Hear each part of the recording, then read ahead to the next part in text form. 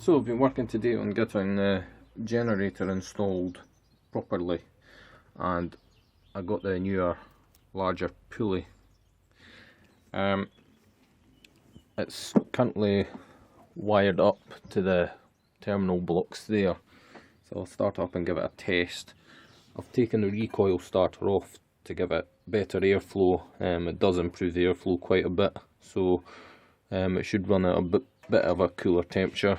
And exhaust is just 25mm flexible pipe going outside. I think I'll put a link to the description, well, a link to that item in the description. And it just comes out to a muffler box there, but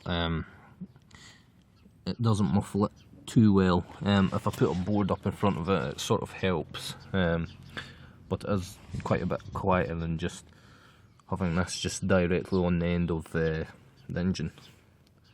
I will see about getting another muffler. So this is my starting controller. It's just basically an electric bike controller that's just in parallel with everything. And it's got a quick release connector on the motor side. So I can take it off if I'm not needing it. So it just goes in there like that. And it's a twist throttle just now, but I'll figure out something else for that. I'll need to get the regulator secured up too. It rests on foam sheets, but it does jump around a little bit, so I'll need to find a way to secure it which won't transmit too much vibration through the shed. I'll just start this up. I think it's wired up correctly. Just actually, hold on, connect the fuel first. Right then, got a bit more light, so time to start up.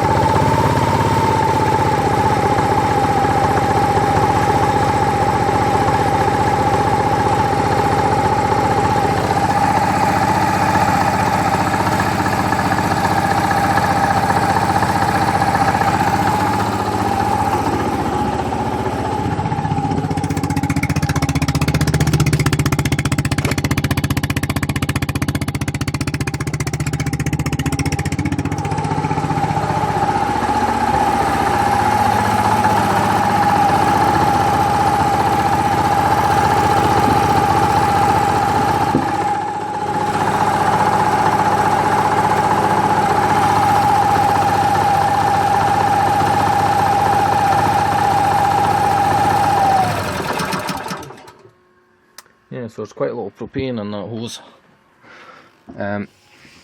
So the issue is it's still quite noisy outside, so I'm going to have to find another muffler solution for that. Maybe a car one that I could put under the shed, and that will help a lot. But I was testing it the other day there, and this was with a different pulley setup. Where it's smaller there, I had it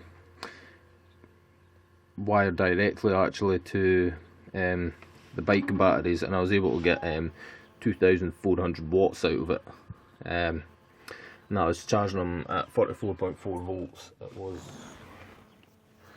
I can't exactly find them just now, but it was, yeah, the ones on the back of the bike. When I had them connected up, I was able to put 2,400 watts into it. So, and I had this run at 2,000 watts earlier today, and it seems to run quite well. As for the fuel tank, I might mount it up here and just have a tube going down the engine, but I don't think I'll ever need to use petrol in this. I did have a look inside at the exhaust valve just when I had the connection for that off. The exhaust valve does look a bit sort of very dry and sort of burnt looking. But it should hopefully be okay.